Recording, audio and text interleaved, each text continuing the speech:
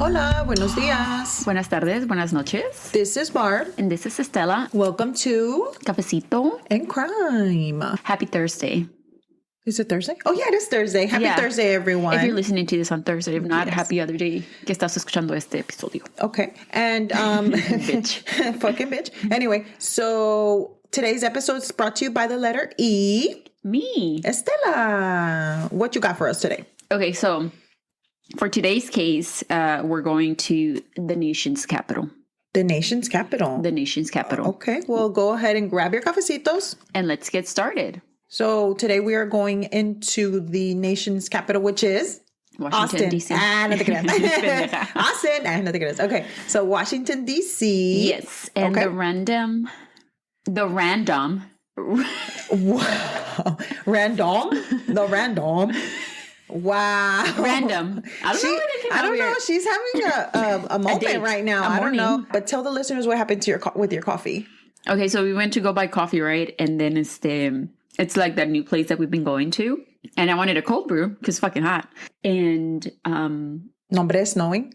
Fucking 80 and shit. 2 years ago, maybe. Yeah. So we ordered a cold brew. But we had never had a cold brew from that place.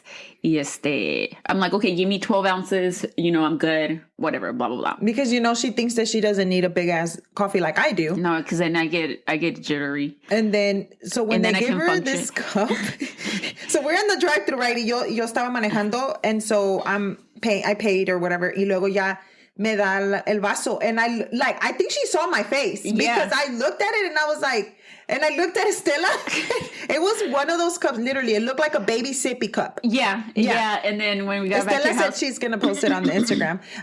So for that. You probably we'll see it that day. See it today. Mm-hmm. No. Do we post it today or we post it then? I think we should post it then. Okay. Yeah. Okay, so we'll wait to post it on Thursday. Pero so y'all can understand. And then my nephew said it looked like a fruit cup, and it did. It was so cute. It was so cute, but it was so small.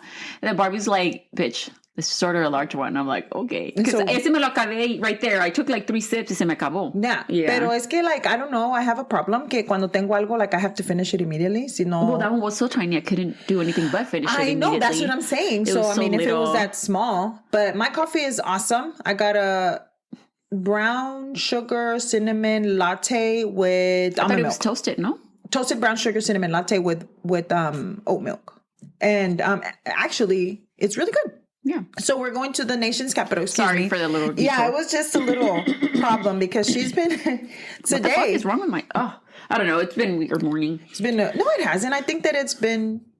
Yeah, it has been a weird morning. No, it hasn't. No, the positive thoughts bring positive things. Yeah, it hasn't been a weird morning though. I don't know. I don't know why we feel that way. No, okay. Anyways, back to the random interesting fun facts because there's going to be 2 today. Not only 1. You're going to do 2? Dos. Oh, wow. And these are just like smaller things that I didn't know about Washington, D.C. I don't know if it's just me that doesn't know, but I don't know if you may know this. But the first one. Of course I do, because I'm a whiz. You're in encyclopedia. Encyclopedia? Encyclopedia. I can't say it. Can you say it? Encyclopedia. No. Oh, no, espérate. Es que quiero decir enciclopedia en español.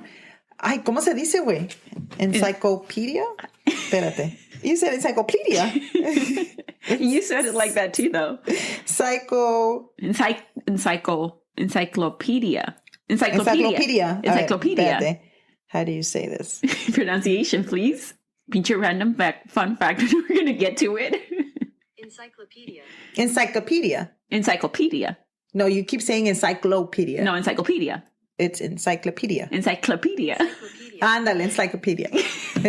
Okay, so we got stuck. Anyways. Okay, sorry about that. It's because we're so Anyway, back to this random, fun, interesting fact is that Washington, D.C. residents consume more wine per capita than anywhere else in the country.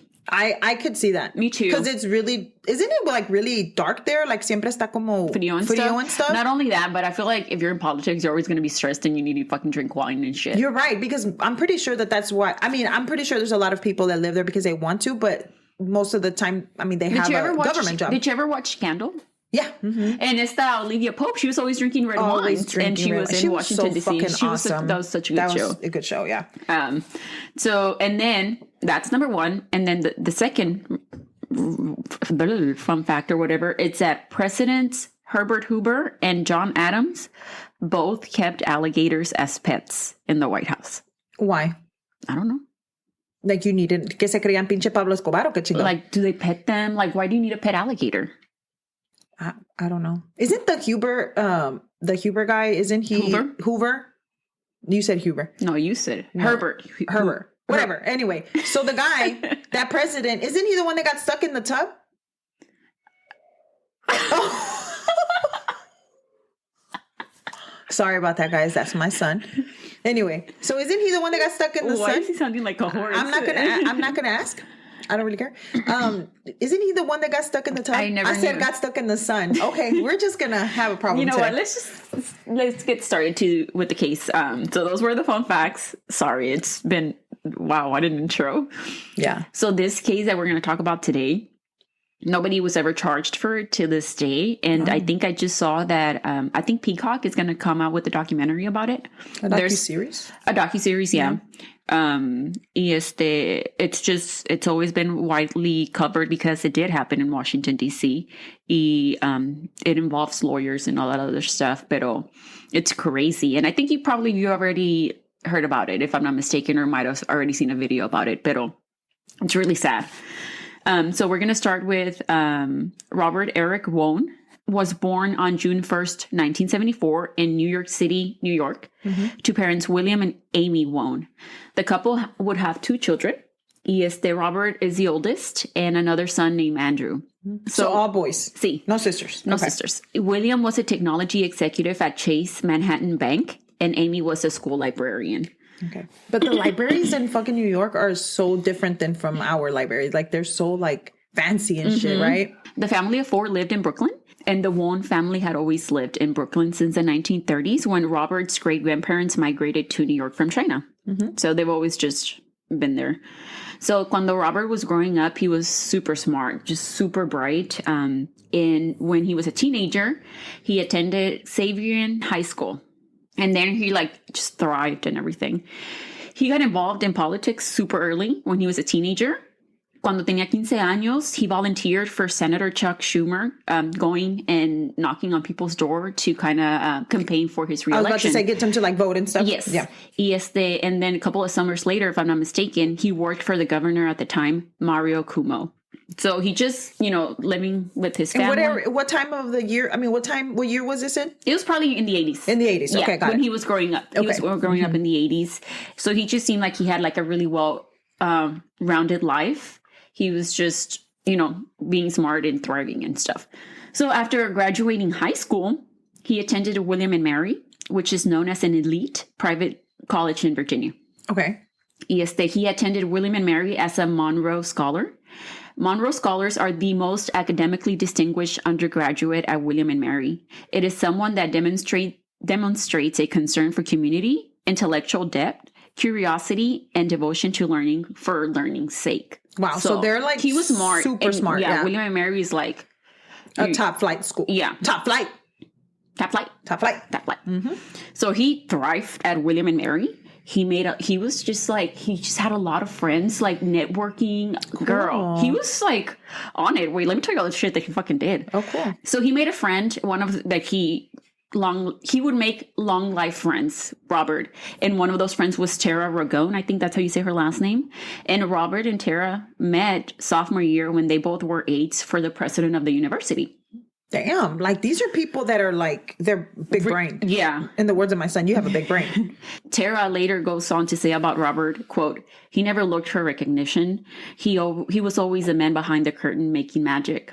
Oh, that's so cool. Robert would like caminaba down the street or whatever, and when he saw expired parking meters, he put change into them. Oh God, he's one of those. Okay, yeah. Pobrecito. No tenía dinero. Hay que echarle. Yeah, we're all college broke. We're all college. Yeah, that's cool. Mm-hmm. Tara also says that when a sculpture on campus got like crapped on by a shit ton of birds, him and some of his friends, Robert himself agarró like una bola de sus amigos, and they went and they cleaned it and stuff. So nice. Just fucking birds, bro. Yeah. I fucking want. Sometimes, I mean, I love birds, but dude, they shit everywhere. Has one ever shit on you? Yes, when we were in Slitterbond last year. Okay, on me my too. hat. I was at the Renaissance Fair. Y estaba sentada. Oh, I remember you told me that. Yeah, I have a picture, and a bird just fucking crapped on my pants. Mine on my black pants. We were at Slitterbond, all of my family, my sister, and when we went last summer. Okay. Yeah, and I was wearing a hat that had like a big visor, like a big hat, because it was like 1,000 and degrees. And so literally when I took off my hat, I had a big old crap on it. And I'm like, really? Like you couldn't like when you wash your car and then it just gets crapped on by a whole bunch of birds. I hate when that happens. Dude, I know. Birds. I believe me, birds. Anyway, so remember how I just said that, him and Tara were aides to the president of the university. So también, the name of the president of the university, his date, I don't know if he's still alive or around, but his name, Davis Young Pascal. I think that's how you say his last name. Oh, Pascual? Paschall. Pascal. Dude, today's names, I mean, they've been really... It's been hard. Encyclopedia. Yeah, there you go. I think that's how you say it. Encyclopedia. Well, Robert found out that David was suffering from spinal arthritis. Oh, wow. And he lived alone. So he took it upon himself to go visit the president of the university. And then he ended up bringing other students también, que fueron a visitar al president of the university. That is so sweet. Yeah, because the president of the university, he said that he just had a lot of stories that he had a lot of things that he went through as being president of the university. He just liked to tell. He was an interesting guy. Yeah, and he had a lot of stories to tell. So cuando la gente que Robert would bring, they listened to his stories y le hacían plática y todo. Yeah, así como cuando están viejitos, que you go and talk to my grandpa would say a whole bunch of lies, pero grandpa too. But my grandpa would say lies, and but the problem was he thought they were real, but they were lies. Oh, my grandpa one time said, this is what I heard. Me dijo mom. May he rest in peace. R.I.P. His truck flipped because he ran over a frog. Let's take a quick break. Persons of Interest is back, and it's bigger than ever. That scream will echo in my head for many years. Taser! He's gonna shoot! Oi! Shot fired! Shots fired! Stay out! You gotta go on you! He had the perfect aim. I am absolutely stressed at that point. I have no idea where my officers are. Persons of Interest available everywhere you get your podcasts. Yeah, I believe that he would say that. My grandpa said that he worked for the cartel and he had guns on his back. You know what? Okay. Yeah, and he was in the hospital. Okay. Yeah. Anyways. My sister told me about that. So Vanessa, if you're listening, tell them it's true because he said that. R.I.P. to my grandpa. Back to Robert. So Robert also, along with another friend of his, Joseph Price, brought back to life a secret society on campus called the 13 Club, which this club did acts of kindness anonymously, which was right on brand. It was like Robert's brand. I mean, that's what he did. That's what the kind of people we need in this world, for sure. And if there was someone who was going to revive the 13 Club, was Robert. Like, I feel like it was just waiting for Robert to get there so it could be brought back from Why the 13 dead. Though? Quien sabe. And then Robert brought more friends to join the 13 Club. Yeah. And these group of friends just stayed like this after college and everything. And Robert was the glue. They go on to say that Robert was the glue that kept everybody together. That is so awesome. Throughout his time at William & Mary, Robert was also very involved in the student government. He was elected to join honor societies. This guy, he did everything. Dude. Everything. He was part of Omicron Delta Kappa, and the honor societies were Mortar Board and Golden Keys, I believe. Robert graduated from William & Mary in 1996, and with a degree in public policy. Which he should, because he does everything. Yeah, he really cared. That you can tell he cared about a lot of his community. Yeah. He then went on to attend the University of Pennsylvania for a law degree. Again, he was very active in the student government. Didn't stop at William & Mary. También aquí. He was part of the Asian Pacific American Law Students Association. He was also the senior editor of the school's law journal and so much more. Like, you could keep going, bro. Like, the whole fucking hour of him, the shit that he did. Yes, literally, Barbie. I could. He was, and he received like a whole bunch of scholarships. He wrote a paper on like, I think, sexual harassment at work setting. And dude, but that's a person that really wanted to succeed. And wanted to make change. Wanted to make change. He cares. Like you said, he cared about his community. And you know what? I think that, like I said, there should be more people out there like that. The world would be different if everybody had a little bit of him inside of us. Like, it would be different. So he graduated in 1999 and passed the New York State Bar. And in 2000, Robert joined Covington and Burling, a law firm in Washington, D.C. And he focused on employment law and commercial real estate. Mm-hmm. So that's interesting that he would go into that. Yeah. Because you would think he would go into something humanitarian like... We'll get there. Yeah, okay. So en el 2002, he attended the American Bar Association conference in Philadelphia. And ahí él conoció a Catherine Yu. Or Kathy, as people would call her. So I'm just going to, from here, I'm going to refer to her as Kathy. They really like hit it off. And she was a lawyer también, and began dating about a month after. I mean, with that status of mental, like, smartness, like, you need to be, like, apart because te imaginas yo platicando sobre el pinche, like, fucking, de la pinche, the new soap that just came out and shit, and he's over here talking about, like, all these politics and shit. Like, you can't do that. Yeah. You know? It's you have to have someone that's either in your field so that you can have something to talk about. Yeah. And it was cuando se empezaron a start dating, it was long distance porque Kathy lived and worked in Chicago. Then she was from there. So she was there and he was Chi-town. Yeah. So they flew back and forth 3 times a month to see each other. Wow.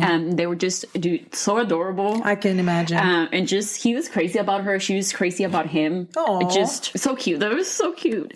Robert proposed to Kathy sometime later and they were married on June 7th, 2003. Okay. Yeah. So friends that Robert had kept in touch with from William and Mary, including Tara and Joseph Price, they all attended the wedding and stuff like that. So they were still really good friends. Yeah. So Kathy moved to Virginia, with her new husband, now Robert, and he was still working at Covington and Burling, making money. So yeah. So he was said she found a job también in Washington, D.C. So they were both working. Nice. Okay. So now they're married, working, and that's where we're at. Yeah. So for the next couple of years, everything was going well for the couple. They had an active social life, you know. I mean, can you imagine? Like, so they hung out with a lot of Robert's friends porque, you know, ella se movió de Chicago para Virginia, I'm sorry. And they had a lot of friends también in like the Asian legal community. So they just, like I said, just very active social life. They also spent a lot of time with Robert's parents porque ellos se vinieron de New York City. So they moved to Virginia to be close to Robert and Kathy. So that is so sweet. Yeah. Maybe maybe if they had a baby, they can help and stuff like that. Yeah. And Robert being Robert, while doing all of that, maintaining an active life, working and stuff like that, he was also active in the Asian Pacific Bar Association, served on the Virginia's Governor's Commission on Community and National Service, and was a volunteer general counsel of both the Organization of Chinese Americans and the Museum of Chinese in America. I mean, that's that shit.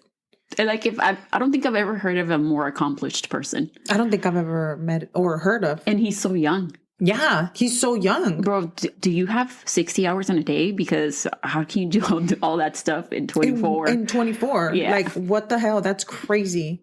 But I mean, when you love something and you want to do it, you make it happen. Yeah, definitely. Yeah. And that's what Kathy decía. She was like, he cared so much. She was like, that's what drew me to him, you know?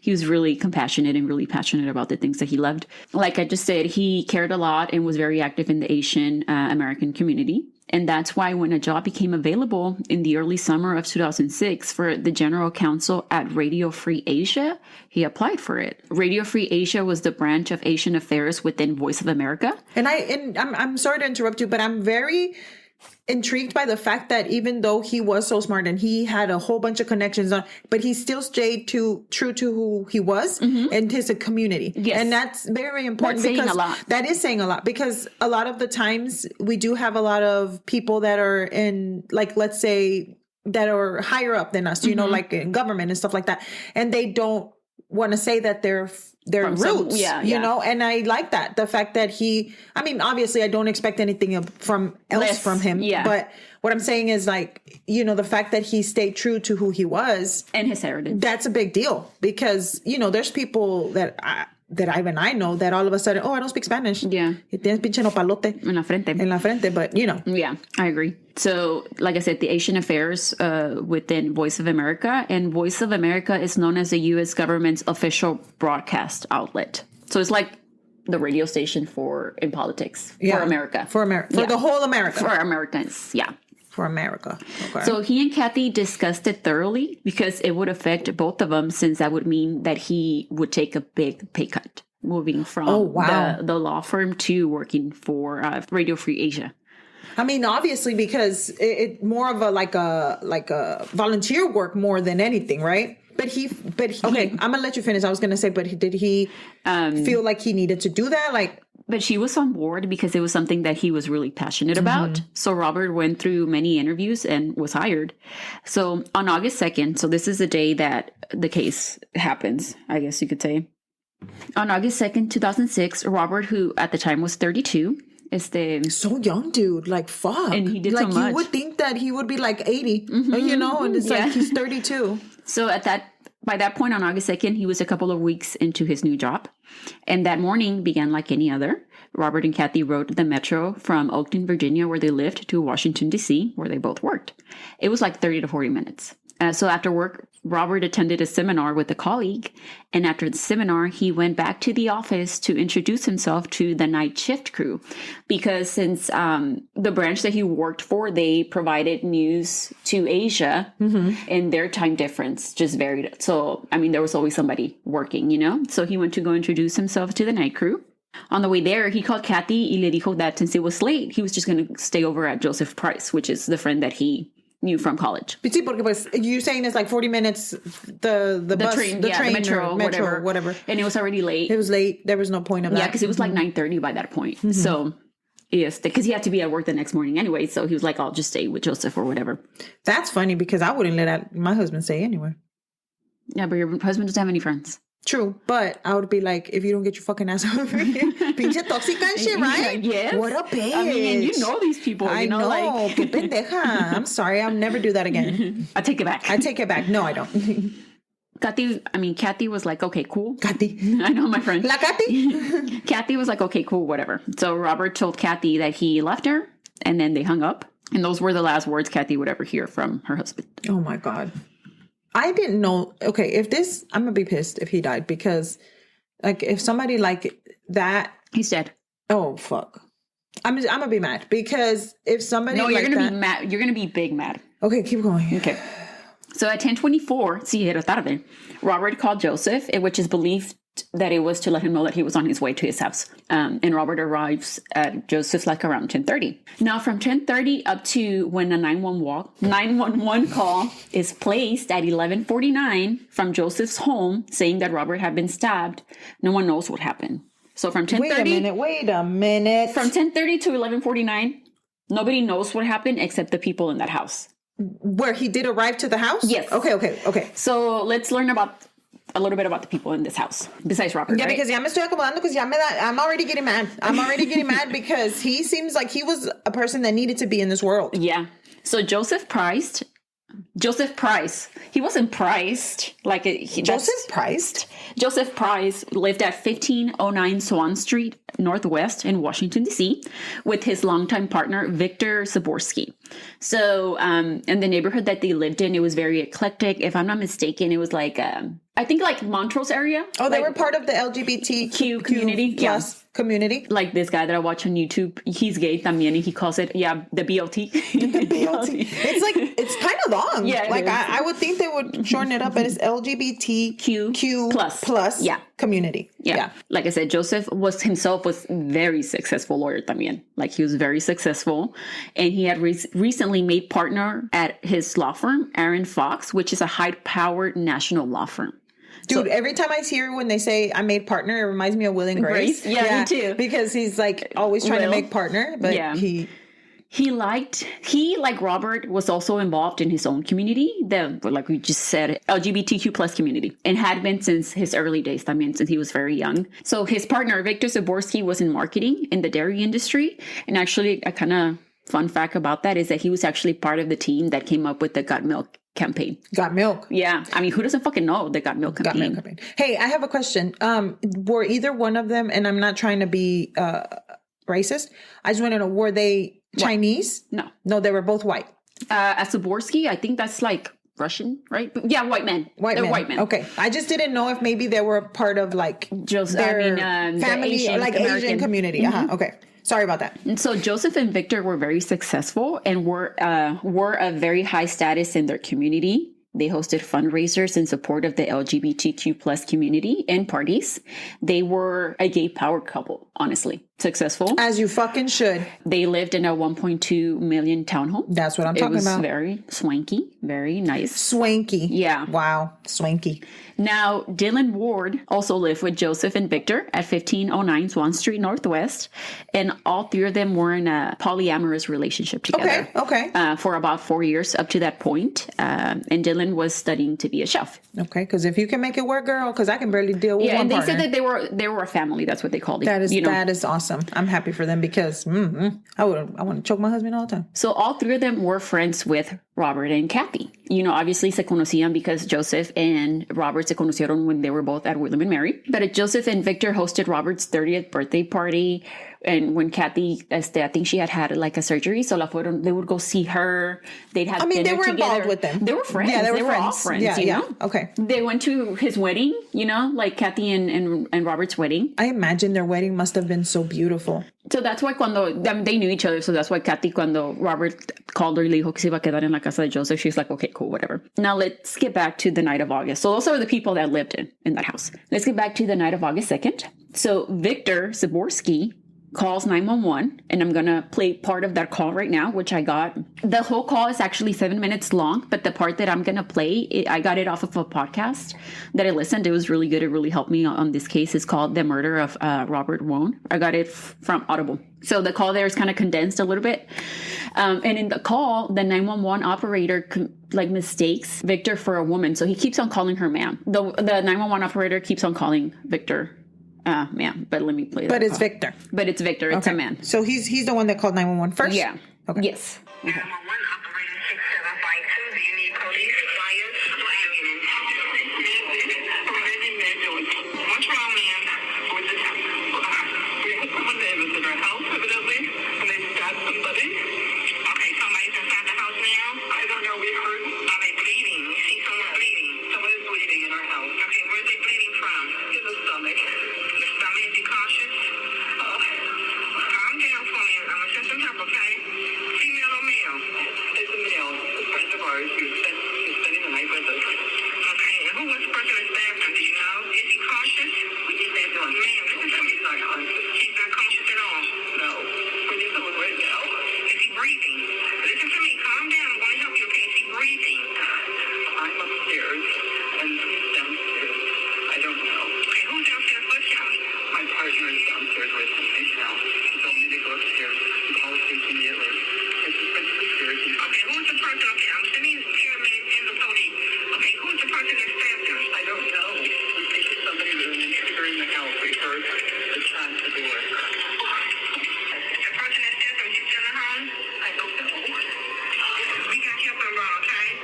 We stabbed in the heart. In the heart? Yes. We said it was.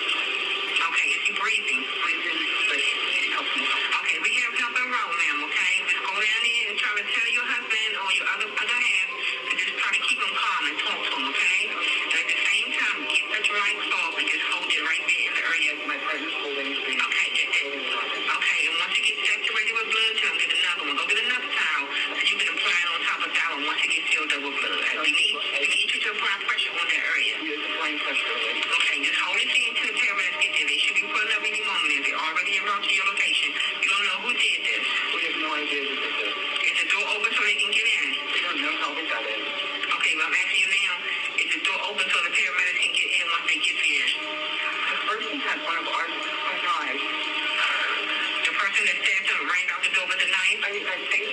Okay, anybody get any type of description of the person that came in the home? No idea.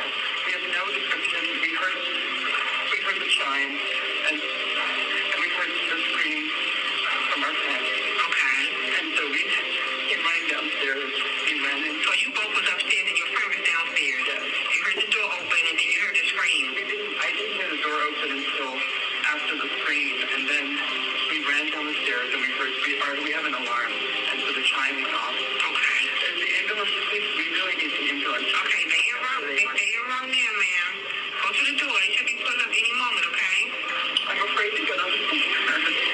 So I know it's a little bit long, but yeah, no, it's okay. I mean, you have to listen. But first of all, the 911 operator is amazing. Yeah. She is amazing. I don't know who she is, but more power. She's the bad bitch of the fucking story, honestly, because she was amazing. Because just to try to keep someone calm, can you imagine? And not only that, but it just, first he said he was stabbed in the stomach, and then he said he was stabbed in the chest, and then he said he's downstairs. It was just kind of a weird situation. So we'll get to like the layout of the house and where everybody was at in a little bit. So that was the call. That was Victor Saborski calling the 911 because Robert had been stabbed, right? Yeah, this makes more questions for me. So you need to get to it. I'm coming.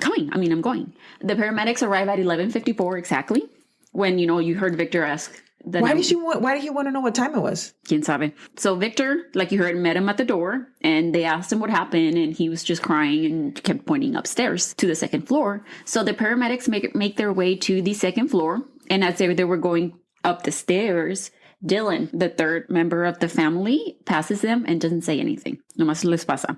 So later one of the paramedics who had 10 years of experience said that the hair on the back of his neck stood up. He saw que miró a Dylan like nothing. Like it wasn't one of your friends wasn't just stabbed.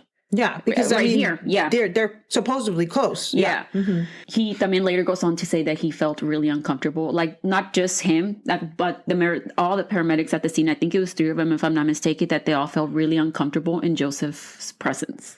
Okay. And that they all también will report later to investigators that the vibe in the house was just really eerie. Mm-hmm. So they go up to the second floor y encuentran a Joseph beside Robert's body kneeling, and they see that he was not applying any pressure to the wounds. Like, because she said, Victor said, he's doing it, right? He's doing it. And not only that, the 911 call operator, she says, get another towel. If it gets too bloody. Yeah. And then get another one and apply pressure. Right. And he's like, yes, he's doing it. Yeah. But there was no pressure. He was just letting him lay there. Yeah.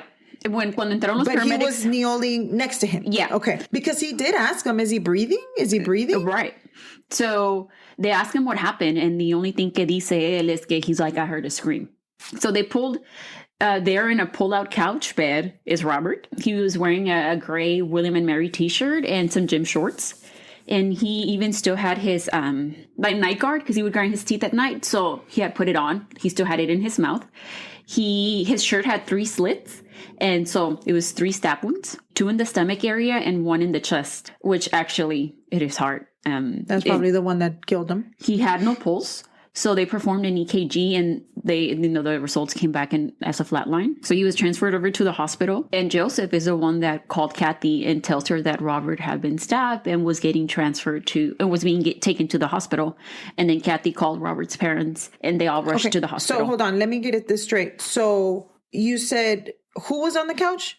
Robert was on the couch? Yeah, it was a pull-out couch. Okay, in el cuarto. So he was ready for bed. Yeah, because I'm telling you, he had his night guard on. This makes no sense. Wait. Okay. So then let me just recap. I'm so sorry. So then has this night guard because so this means he was like, ya se iba a acostar. Like he had his PJs on and shit. Like, yes, it was time for bed. Right. But he was stabbed in the bed. Right. Okay.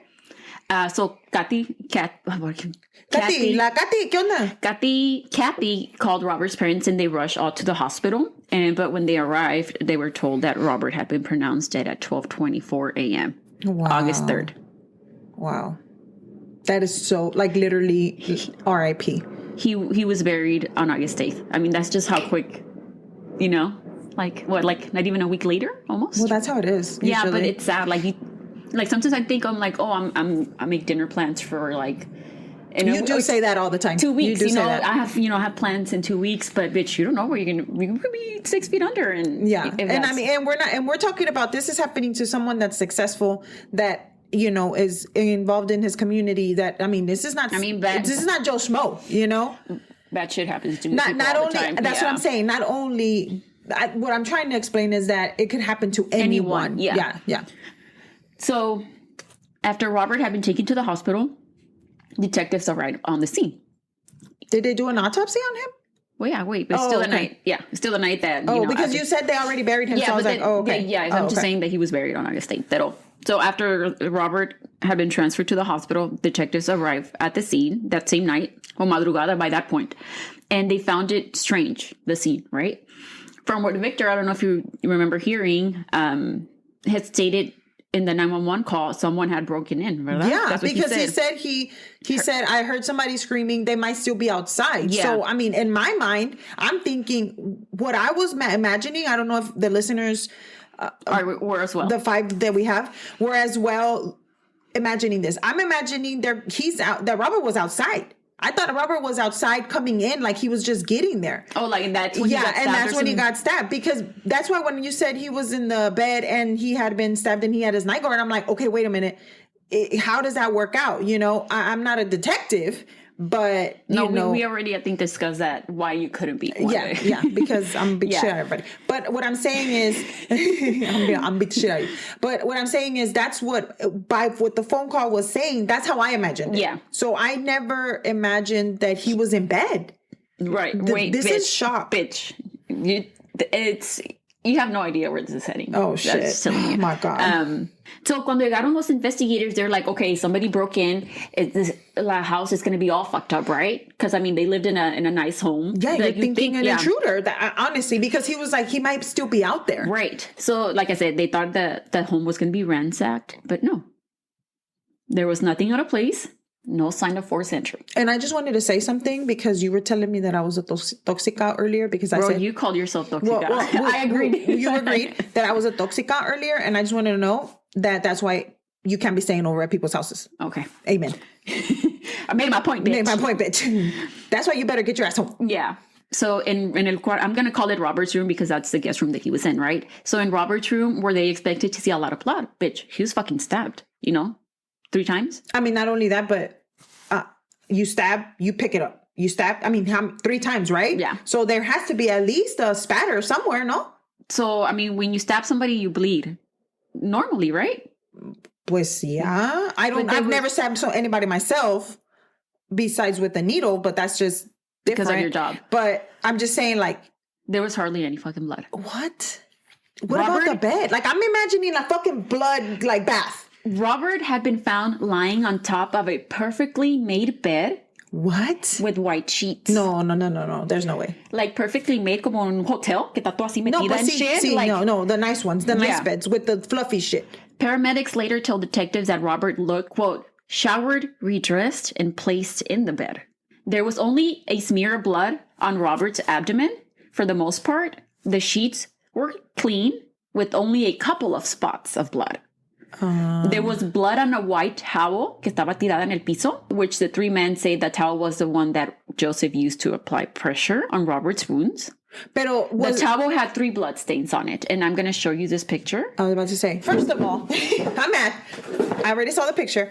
First of all, I seen Michael Myers, okay? So I know that there is a lot of blood when you stab people. And that towel, seriously, has 2 spots, like when you're on your period. I'm not trying to be gross. But that's so stupid. I send you another picture of the bed, which I'm going to talk about right now.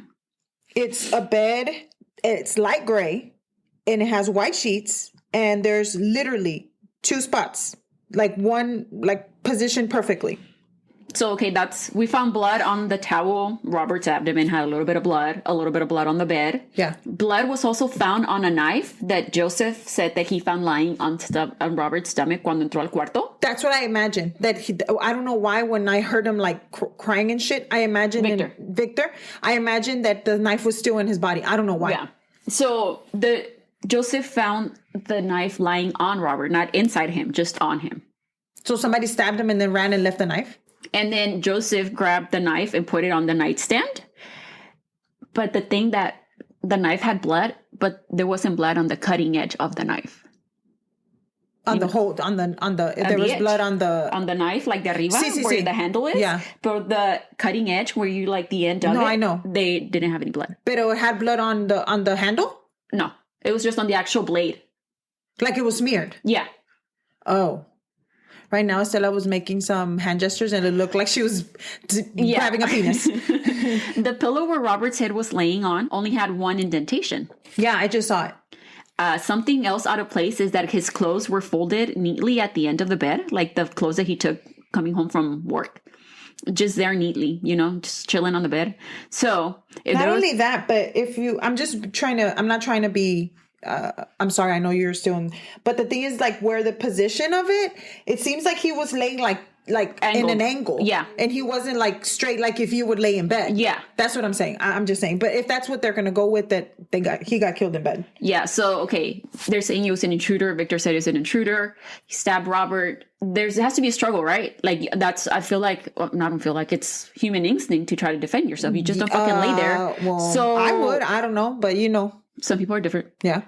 If there's no struggle whatsoever, did he just lay there while getting stabbed? Dude, none of this makes sense to me. Also, his really expensive watch, wallet, and BlackBerry were on a table nearby. Somebody's trying to jack the house, and his wallet had like a shit ton of cash in it. No se llevaron nada. It was just right there. And not only that, but why would they go up the stairs and into the room where the visitors are at when there's a lot of shit that you could take on the way there downstairs? Yes. Yeah. And then so they broke into the house for what? It just makes no sense. To just stab Robert and then fucking leave. It doesn't make sense. Nothing makes sense. So right off the bat, the math wasn't mathing at the scene. The math was not mathing. To investigators. Yeah. Or to me, to Barbie the investigator. When Joseph, Victor, and Dylan all get questioned that early morning on August 3rd, they all had the same story. And this would be the only time that all three of them actually talk to detectives, because after they get interviewed, I think they all like 5 or 6 hours, they get interviewed that madrugada. That was the last time, because after that, they lawyer up. And well, they are lawyers, so they know what they were doing. Well, only Joseph. I mean, that's what I'm saying. Yeah. So, and they lawyer up and they still cooperate with authorities, but just via their lawyer solamente. Dude, like, think about this. Like, if they fucking get away with this, I'm going to be pissed because...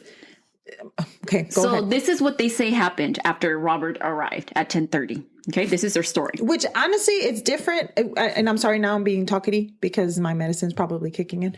But let me tell you, I think that whenever the story is all the same, it's something's off. Because if I'm people remember things differently. But if I'm in the room and then you're in the living room, things are different. So if they all have the same story... I'm sorry, yo me estoy imaginando your daughter when she like... her homework or whatever, and then the teacher was like, did you copy somebody because you guys got the same bed? Yeah, that's what I'm saying. And then I'm like, no, this is what happened that day. She brings me the homework and the homework is wrong. She only had she only had the actual question written out. And I said, well, you need to go back and tell whoever you got this from that they both have it wrong, because you had it wrong and she had it wrong. So what I'm saying is everybody's gonna see differently. So if they all have the same story, it kind of doesn't make sense as well. Okay, so this is what they say. Joseph and Dylan say that they welcomed Robert into the home cuando llegó a las 10:30. Pásale, compa, aquí, vamos a... And they sat around the table drinking water, kind of catching up a bit. Victor was upstairs in the bedroom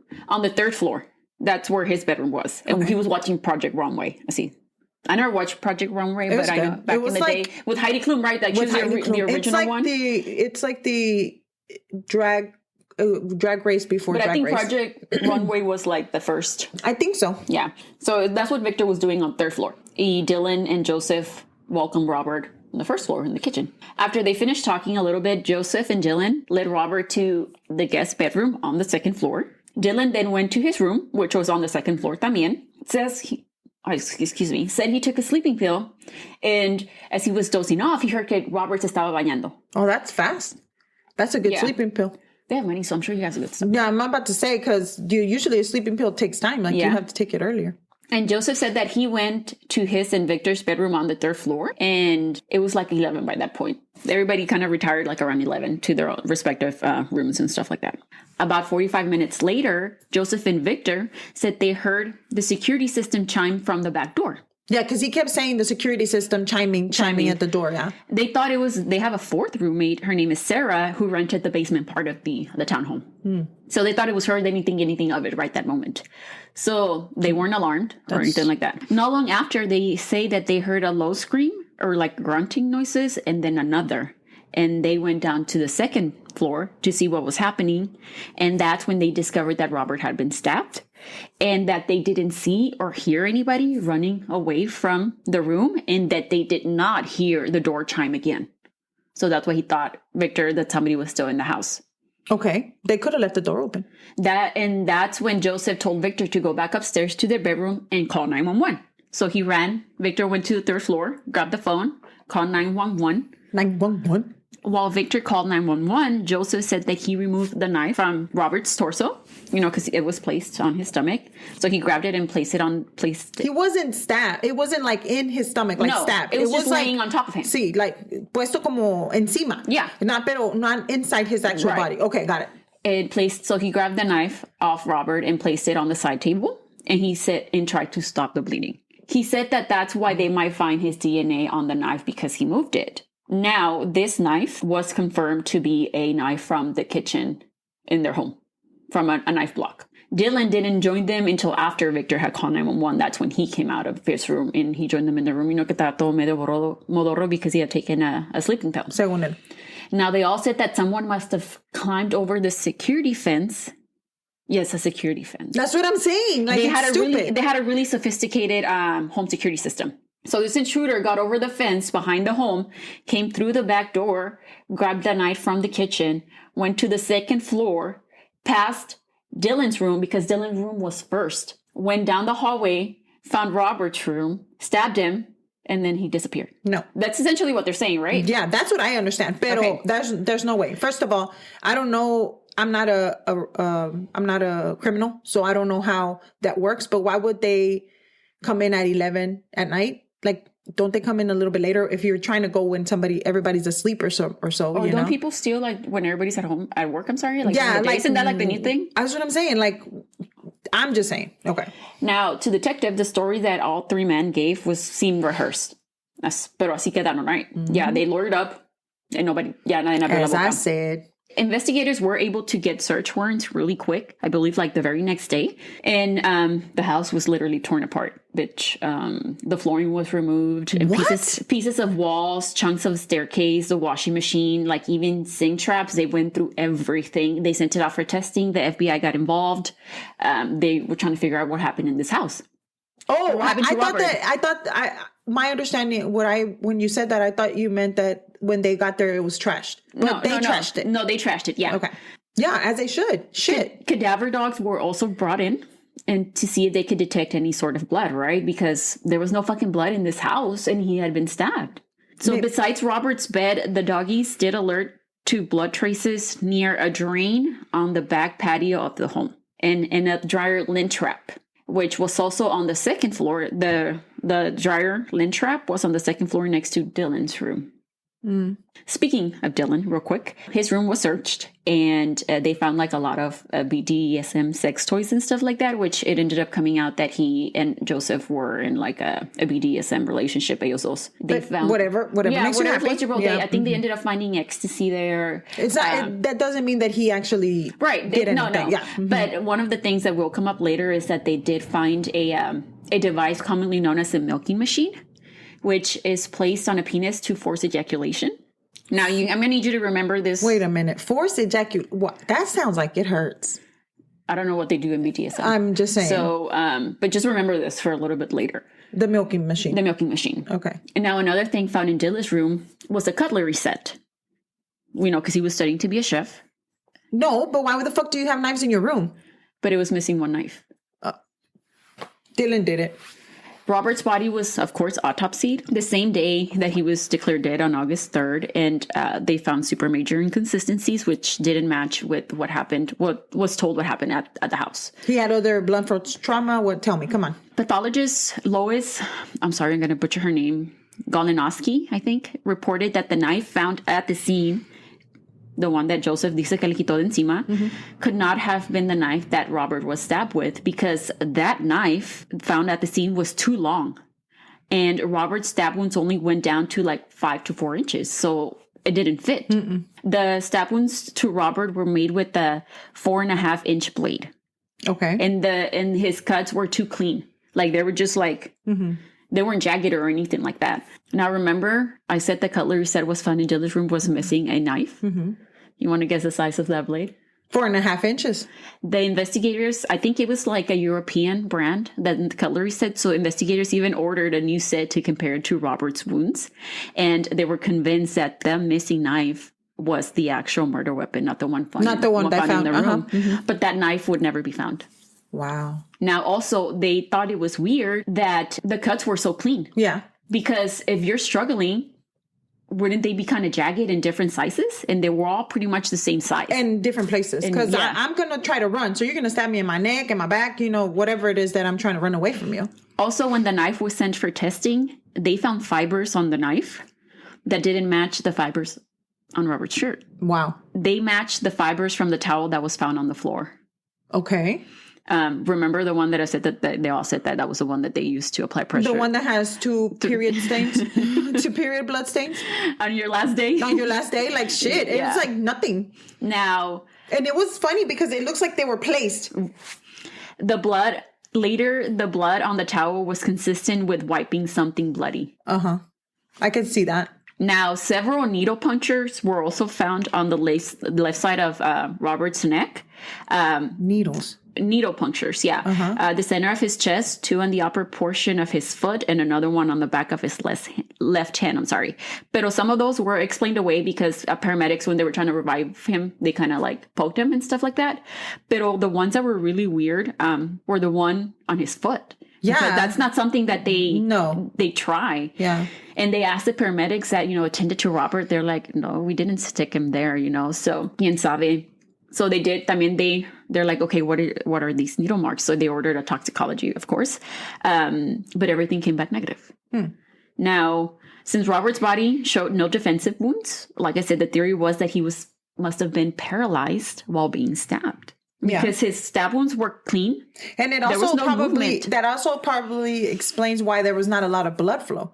So when you take medications like that, it slows down you're paralyzed, so it slows down your whole system.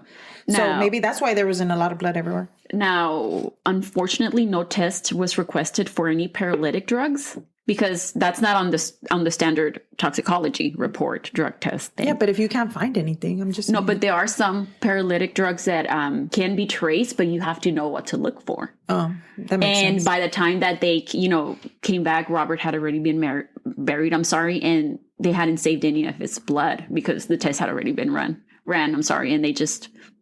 Now, the blood vessels in Robert's eyes had also burst, which indicated suffocation. Yeah, definitely. We learned that with the little girl that we did that case. Jennifer Schewitz. A rape kit was also performed on Robert, and it showed that his semen was found on and around his genitalia area, anus, and in his rectum. What? His own semen. Which is consistent with sexual assault of some kind. But there wasn't any kind of trauma to like his genitalia, his penis, or his anus. Nothing. Okay, so then you're telling me that there was semen in his genital area and his anus and in his rectum but there wasn't any trauma. But there was no trauma. Right. Okay. But this is kind of where people believe that the milking machine came into play. Like something happened between the men. Oh my God, dude. Now my mind is racing. But how exactly though? Like, it doesn't make sense. It makes no sense. Especially since they said that Robert looked like he had been showered. Yeah. And cleaned. Well, the thing is, like, let's say that he did get stabbed for whatever reason, and maybe they forcefully used a milking machine. But what I'm saying is, wouldn't the milking machine have semen as well? I don't know what that looks like. So, I'm not going to Google it. Yeah. But I mean, that specifically had nothing to do with him being murdered, the semen that was found on his body. But it's just something to note because that's really weird. Yeah, that's really weird. And really odd of how, I mean, if it gets into your genital area, right, that's normal and stuff. But how does it get in your anus? That's what I'm saying. In your rectum. That's why I'm saying if they needed to find out where it came from, and if that was the case, they had the milking machine or whatever. Because by record, Robert was not...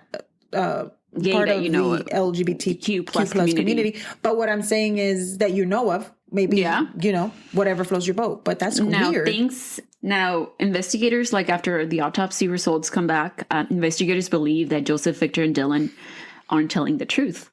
But there's no proof of anything really, right? There's no murder weapon. They have is a body. All they have is Robert's body, and they're not really talking, and their stories aren't changing. Mm-hmm. So... And they have lawyers. So things were at a standstill for the most part up until 2008. Dude, I'm pissed. Now, prosecutors believe that if they could get to one of them, that they could break that one and talk, and they would kind of, bring all three of them down together. It's like they're in a...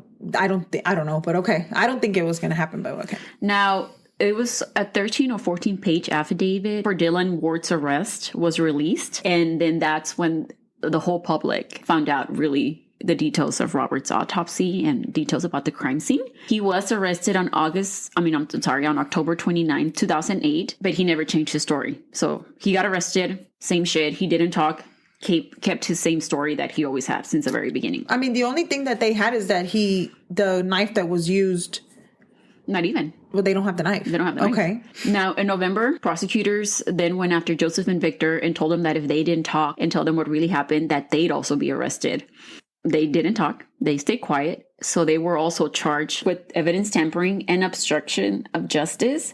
So they just turned themselves in. They posted one and they were out like the next day.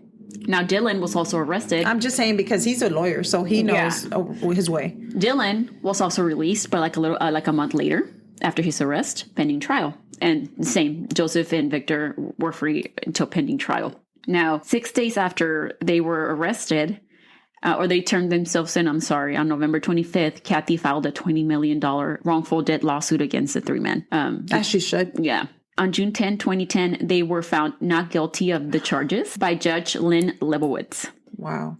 She stated that the prosecution did prove that Robert's murder couldn't have been by an intruder, but they couldn't prove beyond a reasonable doubt that the three men took part in evidence tampering or obstruction of justice. So they were acquitted of all charges, because they thought that they cleaned up the scene. Because there wasn't anything. Yeah. So that's... Well, because once again, one of them is a lawyer. Yeah. So then they know exactly what's going on.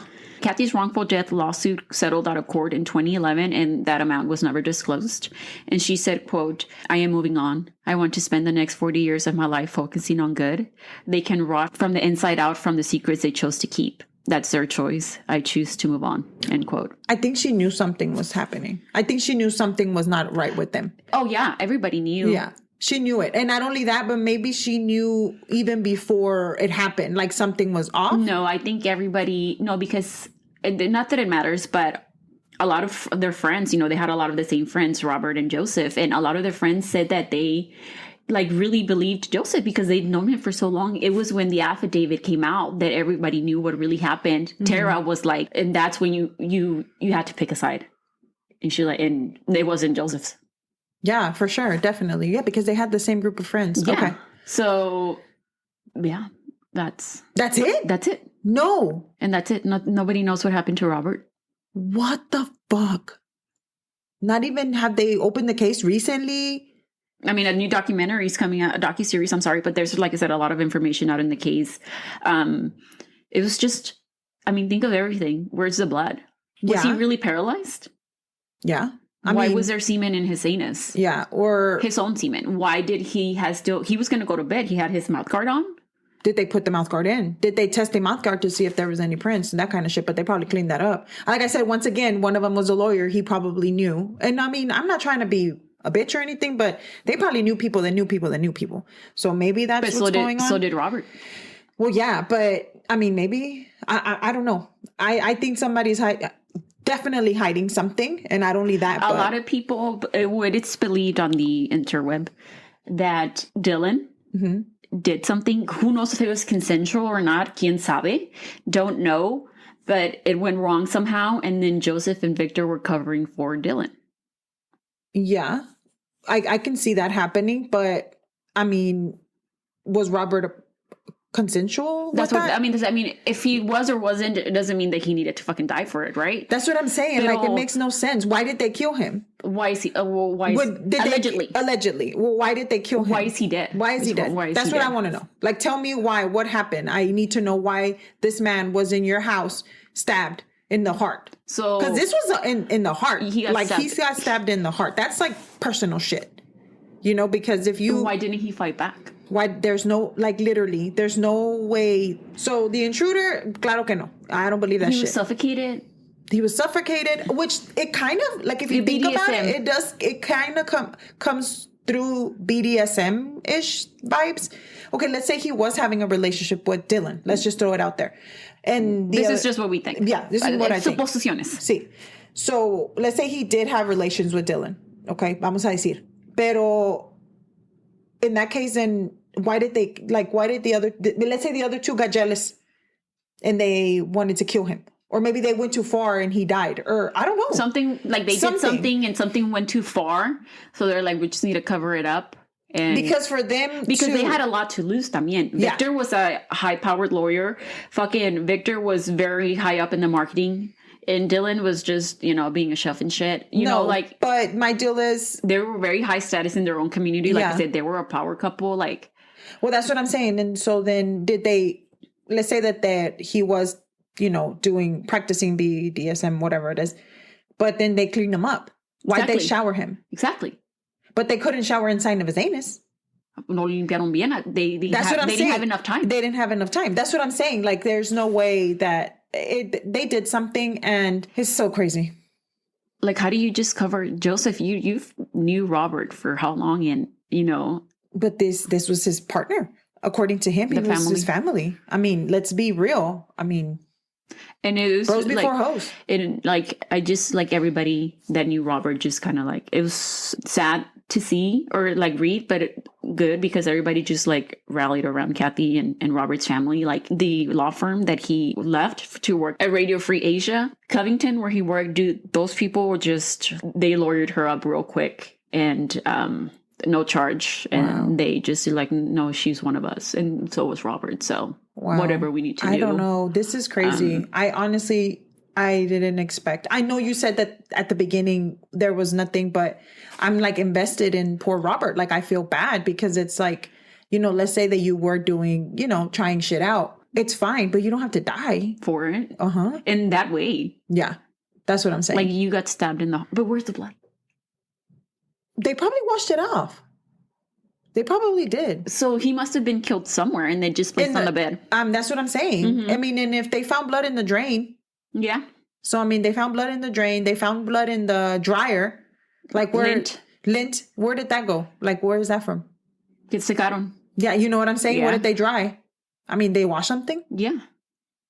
That's what I'm saying. I think that maybe, I don't know, but for me, you know me, as to the beginning, if you're going to go stay over at your friend's house, you're not going nowhere. Get your ass home. I'm just saying. I mean, I take my ass home every fucking day. Yeah, I'm just saying. ¿A dónde vas? Vente para la casa. No, you don't have to. Acá está tu casita. Véngase para acá. That's just the way I see it, but I don't know.